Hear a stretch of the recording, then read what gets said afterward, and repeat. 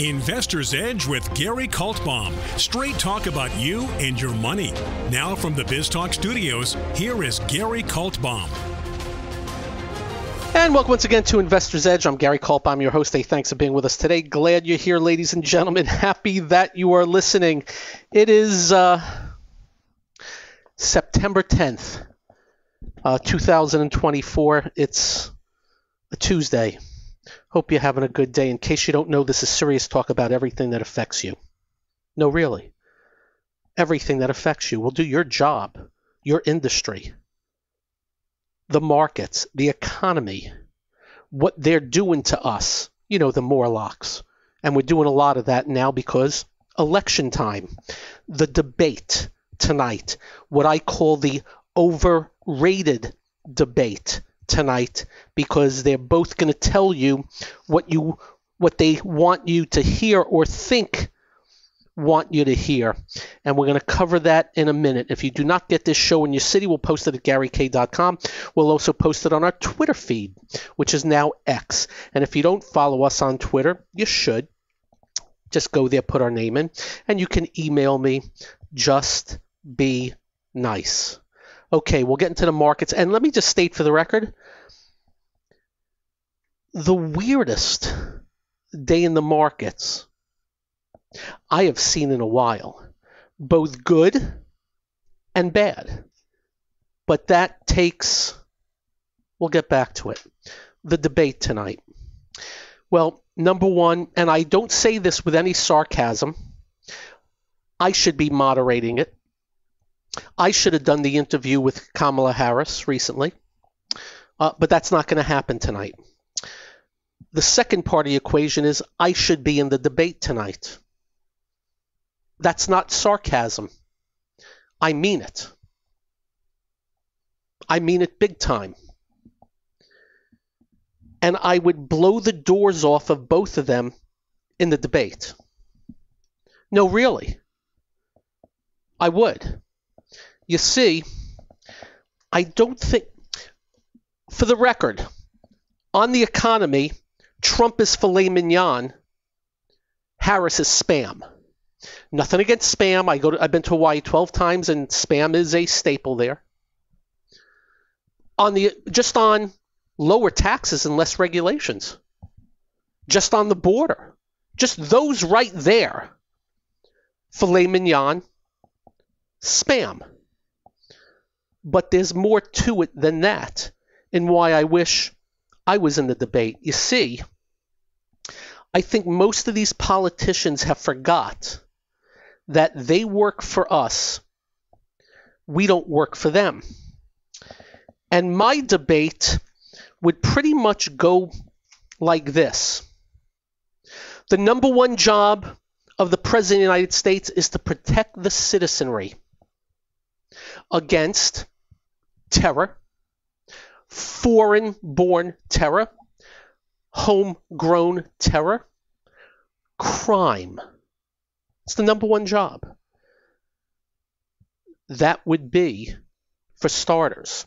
And in certain cities, you got some crappy DAs and judges that are letting criminals out, crappy laws that are letting shoplifters go 30 times, people that are beating the crap out of others, getting no bail, and they go out and do it again and again and again. Well, it's very tough as a president to enact things like that in cities. But you can certainly use the bully pulpit. Have you heard Biden use the bully pulpit on crime once since he's president? I would also call those people in to the White House. Get your arse over here. We're going to have a talk. And if there's any federal funding going to these places that are not protecting the citizens but coddling the criminals, that stuff is gone. And that goes for the colleges also. We will protect the citizenry. That's number one. Number two, the backing of police and people in uniform. They will get my complete backing, 1,000%. Don't screw with them. Of course, in any vocation, industry, whatever, there are bad people. We'll try and root them out, but that's got to be done locally at the precincts. Next, the deficits. Well, at the debate, I wouldn't just state what I would do. I would state what they have done and the numbers.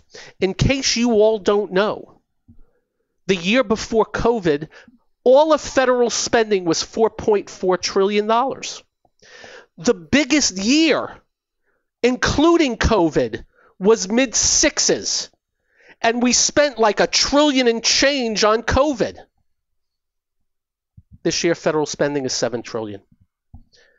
And that increase is mostly debt. I would be giving out those numbers and explain that Harris was part of it. Trump ran massive debt also and deficits.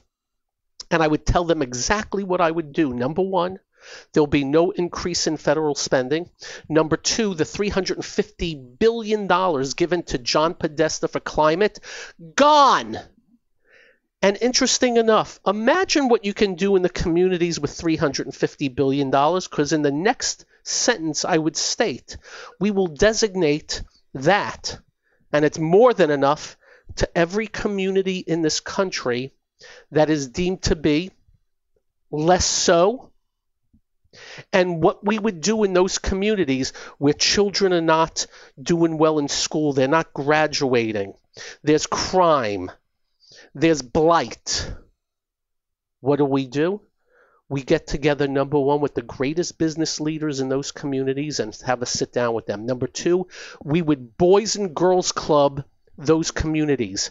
And that is bringing those kids in, the families in, and talking to them about better and making them feel important and teaching them the most important skills of mentorship and leadership and speaking publicly and coding and computers and making them feel great about themselves and being a driving force for their greatness in each of those communities. You think $350 billion that is a waste going to climate would do that? That would be in the debate. Do I have to continue? Immigration. I would start out by saying we love immigration. We love immigrants. My best friends when I was a kid came from Cuba. They had nothing. Do you know what the father ended up doing? Working his ass off, and he became the president of a bank after a few years and became wealthy, coming from Cuba with nothing. We love that. We love immigrants coming here and working hard, building a family, making something for themselves, owning, philanthropic, you name it, we want it. Not at 10 million coming in illegally through the border. We know a lot of these people want to come in to get away from the ass clown in Venezuela and other bad places in South America. We understand that. But there has to be some sort of rule of law. I will talk about that. And I will talk about how we will streamline getting here legally, but we are going to stop them dead in their tracks if they want to come in that way. Then it's called the gotaways. You know, the gotaways, they tell you about the gotaways. This moron Mayorkas and Biden on immigration. We don't know where a bunch of these immigrants are, and we don't even know if they're terrorists, and they admit it.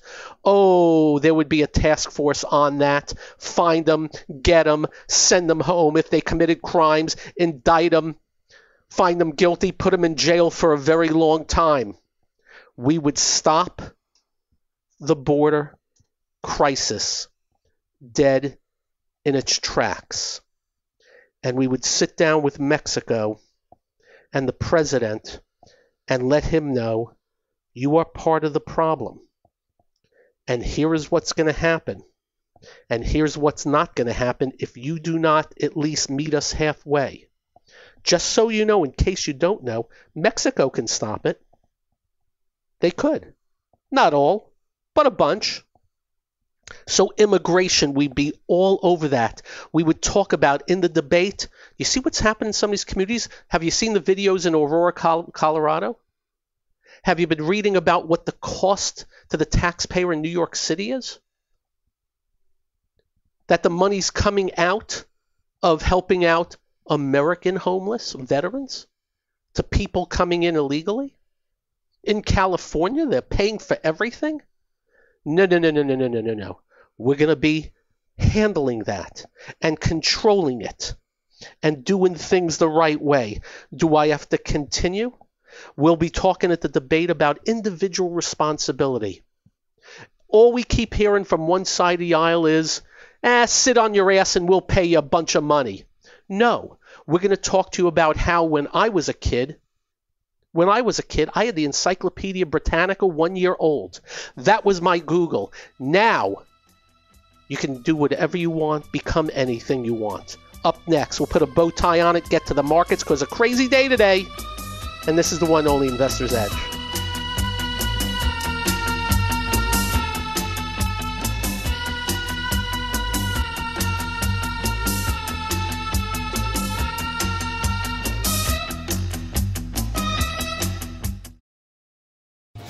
Hi, I'm Gary Kaltbaum, host of the nationally syndicated radio show Investor's Edge. We're not just handsome radio people. We manage investors' money for a living, specializing in fee-based discretionary money management. No big commissions, just a fee on the assets that's managed. We also provide a full range of personalized services, including retirement planning, fixed income, and educational needs, all to assist you in achieving your financial goals. Understanding not all individuals have the same needs, we'll carefully evaluate your personal goals to determine a proper investment strategy. If your current approach to investing is not getting you to where you would like to be, call us to make an appointment for a complimentary portfolio review. The number to call is 888-422-5559. That's 888-422-5559. That's 888-422-5559. Investment advisory services offered through Kaltbaum Capital Management. It's time to switch on the integrator units and get the brain cells working. You're listening to... Hey, this promises to be fun. Investor's Edge. The last bastion of quality programming. With Gary Kaltbaum. It doesn't get better than this.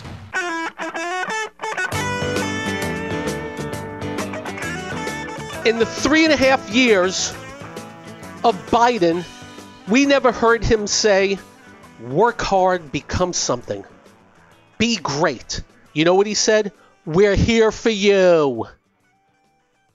Oh, you owe too much? We're going to give you money. No, no, no, no, no, no, no. We're going to talk to people about workfare, not welfare. We will have a safety net. We know it's a necessity, but we're also going to incentivize working, becoming something.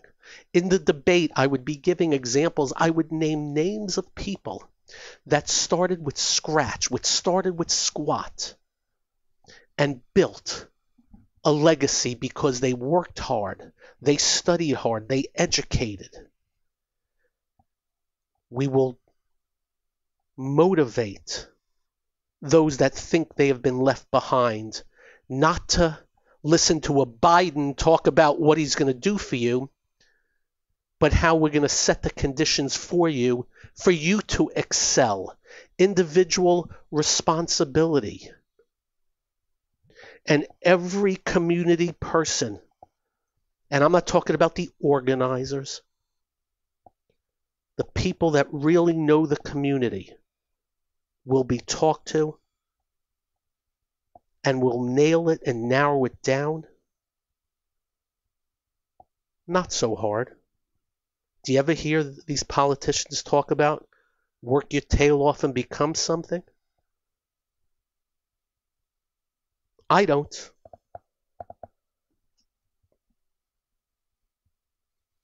There will be no more insider trading in D.C. If you are public service, you are no longer going to get info on Thursday about a drug and buy the stock when it's announced on Friday. Oh, wait a minute, Gary, that's not going on, is it? Oh, hell yes, it is. We're going to tell the people, I'm going to tell the people, if you go to jail for something, we're going to go to jail for something. How about that? And then I will talk about equal opportunity. We're going to set it up. There's all this talk about There's not equal opportunity. Well, I don't think there's any perfection in that. Oh, but we're going to be talking about it and working on it. And you know what that starts with? The schools. You see, there's some antagonism between that one woman who runs the schools with an iron fist. Have you seen the numbers on math and English for our public schools? Have you seen it? What we will do, listen to this carefully, we will incentivize the teachers to be better and be greater. You know how you do that? Dollar signs! And we'll know if they're cheating. We've heard of schools where they prop up the grades just to get this and that. We'll cover that. Because if we don't improve the education, overall, we're screwed. And notice I say overall because there are colleges in Florida. You need a 4.0 to get in. Seriously. I don't know what's going on in other states, but you bet. And then I will talk racism. I don't care who you are, what you are. If you are a racist, you will be laughed at and shunned. There will be nothing like that. Everybody will be equal in our eyes. We don't care if you're tall, short, skinny, or fat, or overweight. We don't care if you're Jewish, Christian, Muslim, Sikh, what country you came from. You will all have an equal opportunity, and you will all be seen as equals with no agenda, ulterior motive, or any bias. And then we'll talk about Kamala Harris's numbers. $2 trillion deficits. 10 million people across the border. A ton of them we can't find. Babies and kids missing. That'll be for starters. Oh, inflation. We'll cover that in droves because people are still paying monstrous amounts for so many things out there. And then we'll talk free. And we'll talk we, as in we the people, that you run the country. We work for you, not the other way around. That would be my debate. I don't hold out much hope for what we'll hear tonight. On the economy, though, again, one is filet mignon, one is spam, and I trust neither, and I really don't trust her, in that somehow she's erased her whole past.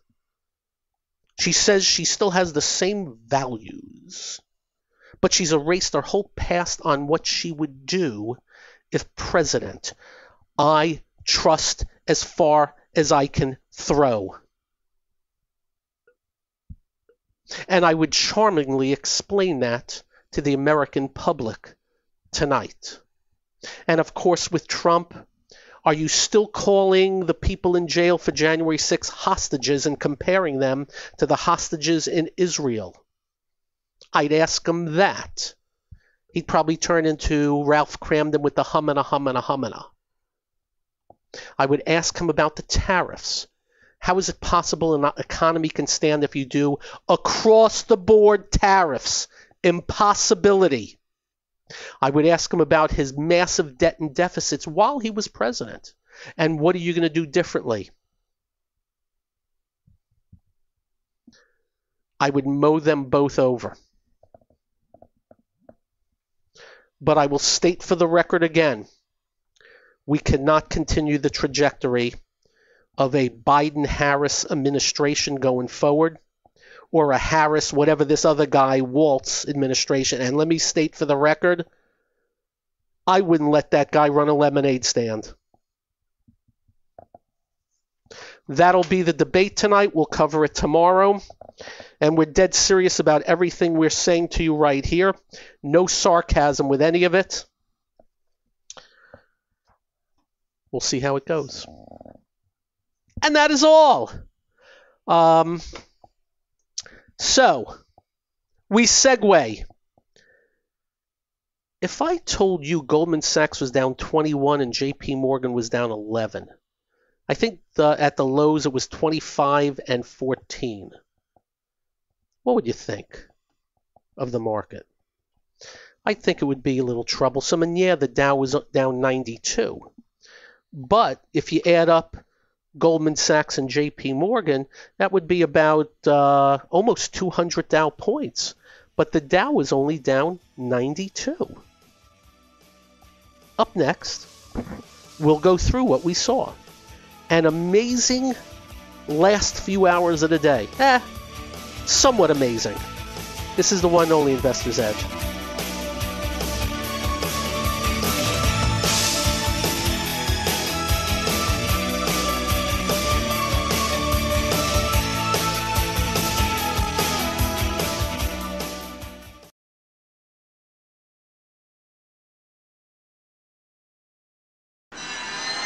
Listening to America is talking. Investor's Edge. He's got to be pleased with that. The crowd is just on its feet here. He's a Cinderella boy. With Gary Kaltbaum. Comes highly recommended. You're going to feel better if you talk to him. So, let me just tell you what happened early in the day. Are you ready? Okay. Goldman Sachs said something about trading being down. And in case you don't know, Goldman and trading means a lot. It was still down $21.50 today, 4.39%. At the lows, it was down 26. JP Morgan had some sort of conference and was down 11.25%. By the way, both of them broke the 50-day on very heavy volume. It was as low as down 16, JP Morgan. American Express, by the way, in the Dow, was down 5.5. At one time today was down about 10. I don't know if you ever heard of Ally Financial, but they automotive financing was down 18% today on 9 times average volume, just breaking everything. Auto financing. Synchrony Financial only finished down 2 to 46 and change. Broke the 50-day, was down 4 at one time, but needless to say, it broke support. Capital One Financial. This would be credit card lending and stuff. Was down $4.60 today to $138, breaking the 50-day, but it was down 10, maybe even 11. On top of that, auto dealers got smoked, but off the lows, still smoked. On top of that, well, we already know how weak the semis are, though they were up today 54 at the closes. They had a better close on the day and still way down. GM and Ford breaking down. Hotels getting in trouble. We're talking technically. Cruise lines were getting in trouble early. Still in trouble, but not the end of the world as of yet. Commodities, oils, bear markets, especially oils. That was smacked again today. Oil prices down another almost $2.50. This was early on, and there was so much worse. The Dow was down 400, and I'm writing my notes here. I'm writing notes to myself about all these areas, and like, holy smokes, is this thing going to open wide? And it's not a dumb question when Goldman Sachs, JP Morgan, American Express, the lenders, the auto dealers, the cruise lines, the hotels are getting smoked. Well, the Dow only finished down 92 today. And for a change, and we talk about this all the time to you when it comes to the indices that really should be fixed. Really should be fixed. The NASDAQ and the NASDAQ 100 today had good days. They have been very weak. Oracle was up 16 on their earnings, was up 20, pulled back a little. But because of Oracle, you had Microsoft up 8 and change. That had been still very weak and just back above the 200-day. The problem again is 8 names are 46% of the NASDAQ 100, 92 names are 54, and believe it or not, 6 names are just 6 names are 29% of the S&P 500, and that moved the dial today. That moved the dial today. Just a few names. Microsoft up 8. Broadcom, which just got blasted on earnings, held the 200-day and bounced up 7. Amazon up 4, holding the 200-day. Nvidia, just a little bit. Tesla up 10. By the way, Tesla was down 19 on Friday. I think it's back up 14 in 2 days. And then the semis, which were weak early, came back by the end of the day, but still very weak. Just a very wicked day. We always talk to you about an edge. We love when we have a great edge in the markets. We can safely tell you we don't have a great edge here because it's just whipping all over the place the last bunch of weeks, about 8 weeks. First we melted down. We'll call it a crashette. A V-shaped move up with the semis lagging and then leading down. Other things like commodities and oils, gross. Then recently they came after everything economically sensitive, culminating today where they're getting some of the financials, the biggest of names, and then the auto dealers and some of these other economically sensitive. And what do they do on that day? Oh, let's buy up the weak area and let's go after the mega cap tech for the day and have the indices do better. And that's what happened. It's so weird. Now tonight, when you look at the new yearly high list, be careful. A crap load of bond funds are in there. They are non-operating companies.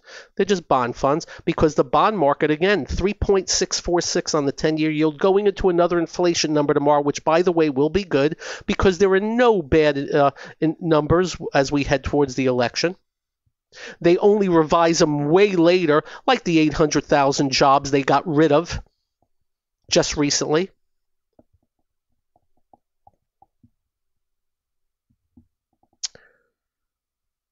And what we do is we just will scan and see what shows up. There's some leadership out there. Walmart and the Dow, strong. Strong. 3M and IBM, strong. Boeing, gross. Disney, gross. By the way, I read a big article that came out, I believe it was the Journal, or it may have been New York Times, about what happened at Disney at the end between Chapek and Bob Iger. Boy, that must have been a scene. Needless to say, they did not get along, and Iger ended up taking over. But the stock's been terrible since Iger took over. That's a tough road. They're still charging too much for the parks. That's going to be something they're going to have to address, especially if we go into some sort of pretty good recession. Intel got to be taken out of the Dow. But Johnson & Johnson and Coca-Cola and Procter & Gamble new highs because they're very defensive. But the financials spoke today. And then there's Apple. Do you know they introduced the new iPhone and the stock's done nothing? Even though analysts are falling all over themselves saying, this is it, this is the big cycle. But I went through it and I got to tell you, you know what Apple's talking about? Not about the new phone. What's on the new phone? The whole AI thing. And I thought it was pretty impressive what I saw. But then I said to myself, okay, so on the new AI thing, if you take a picture of a restaurant, what's going to come up is a menu and information on the restaurant if you took a picture. Can I just Google that? Why is that so much more? I'm going to take a deep dive on the Apple iPhone the next few days, and I'll report back to you. I have not upgraded my iPhone. I think I used to do every one. I think I have a 12. I'm not even sure what I have, to be honest with you. This is a 16, right? And we'll see what happens. Maybe it's the end-all be-all, but they did tell us the end-all be-all was going to be the 5G. Remember that? You got to have the 5G. You got to have the 5G. You got to have the 5G. We'll see. But just letting you know, the stock has done nothing since the announcement. And frankly, I thought it would do something. And frankly, it was actually down pretty decently today until it bounced. And did the same thing yesterday. But I just want to repeat again, boy, the market had a chance today to get smoked. When you got Goldman Sachs, JP Morgan, and American Express, the three financial stocks in the Dow just gagging, with a bunch of other financials and lenders. You know?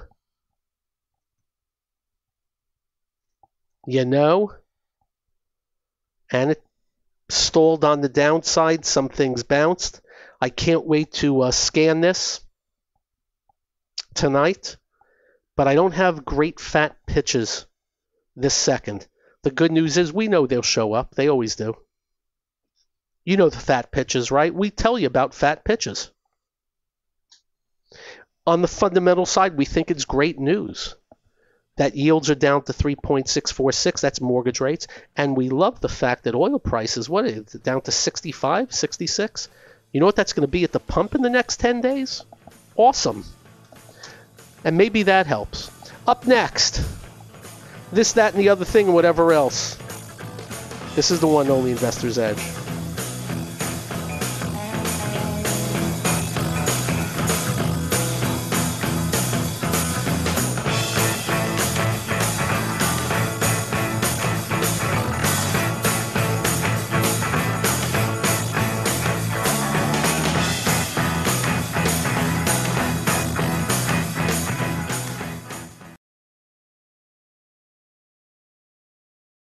You're listening to... What are we waiting for? Well, what are you waiting for? 1, 2, ready, go. Action! Investor's Edge with Gary Kaltbaum.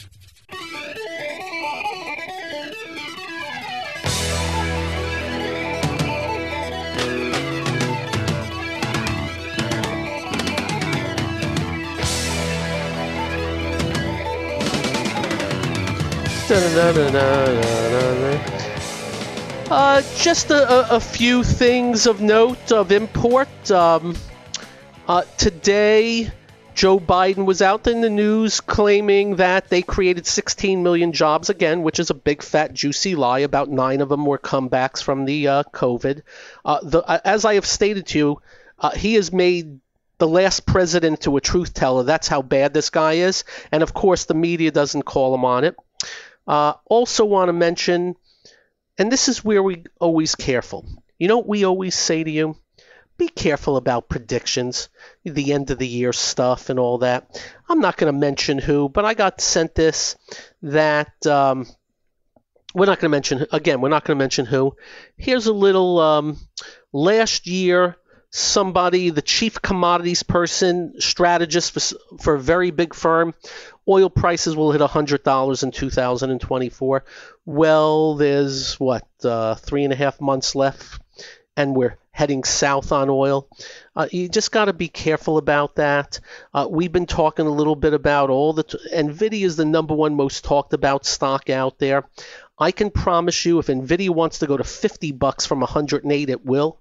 And if it wants to go to $250, it will. Our job is to catch moving trains, not predict them.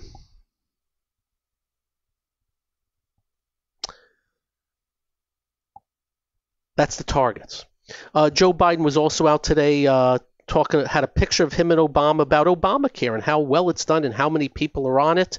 I just attached a video of Mr. Gruber, who was one of the architects, saying they lied about the whole thing and the American public is stupid and that's why they got away with their lies. Remember, Mr. Logic, they actually told everybody, and the media went with it, that they will put all these people onto insurance and get rid of pre-existing conditions and your premiums would go down. not making this up. That they had the you-know-whats to tell us that.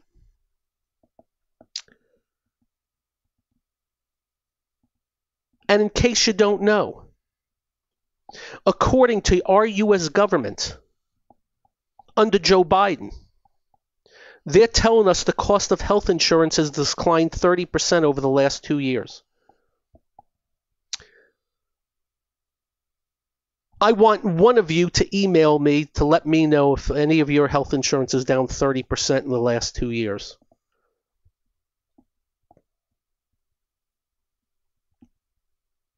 It's stunning. By the way, since Obamacare, the average family health insurance premium since Obamacare is up 50%. That's according to the government. So the government doesn't even know what the left hand and the right hand's doing. They lie on one and forget about the lie. You know, when somebody lies, they forget about it. That was that.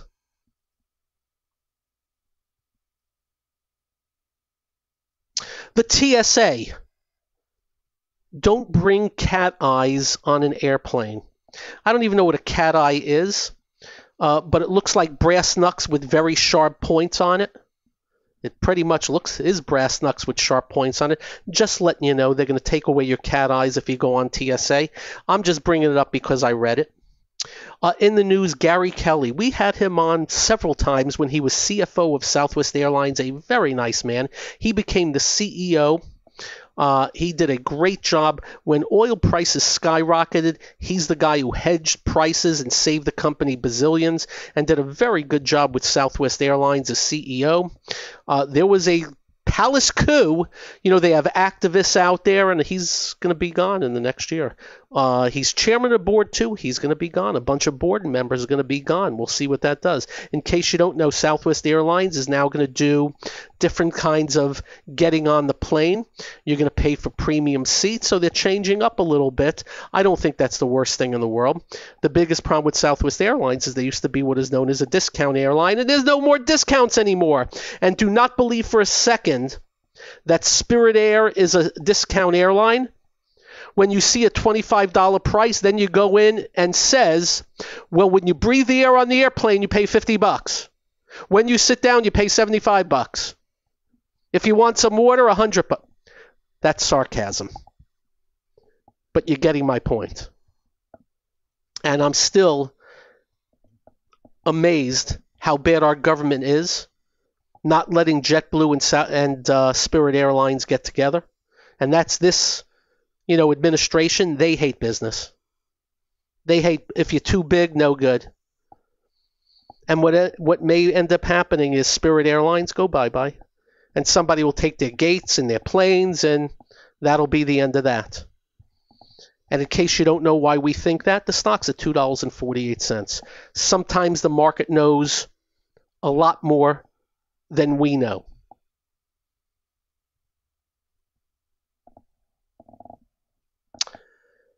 And as we said earlier, JP Morgan and Goldman Sachs, JP Morgan had this conference today. There is worry now, specific worry about lending and how much there is and how many people want to borrow. Ally Financial says their challenges are intensified. Borrowers are struggling with high inflation and cost of living and a weakening employment picture. And that's why Ally Financial completely broke down today. So there's a bunch of going on. I'm amazed that today it really had a chance to do some gagging, and areas that had been weak really stood up. Tomorrow will be another day. We have an inflation number in the morning. Beats the heck out of me what it's going to be, except I'm pretty sure it'll be good, which means low. The rate of inflation down, especially with oil prices, just continue to crater. And what does that mean for the market? Beats the heck out of me. We'll see how it goes. For me, the big issue is, what is the market flushing out right now as far as the economy? Is it going to be nominal weakening or more? Jury's still out. Tomorrow will be on the 1 p.m. show, Fox Business Network. Check that out. I gather we'll be talking debate. And we'll be back the same time tomorrow. Oh, we'll be talking debate. So have a great evening. Drive carefully when you get home. Do like we do. Quite simple. Make sure you hug your family. Make sure you hug your children. They will feel better. You will feel better. I promise. And I still say I wish I was on the debate tonight. I'd blow them both away. Good night, all. Peace out. This has been Investor's Edge with Gary Kaltbaum on BizTalk. To listen to past episodes or to get in contact with Gary, go to GaryK.com. That's GaryK.com.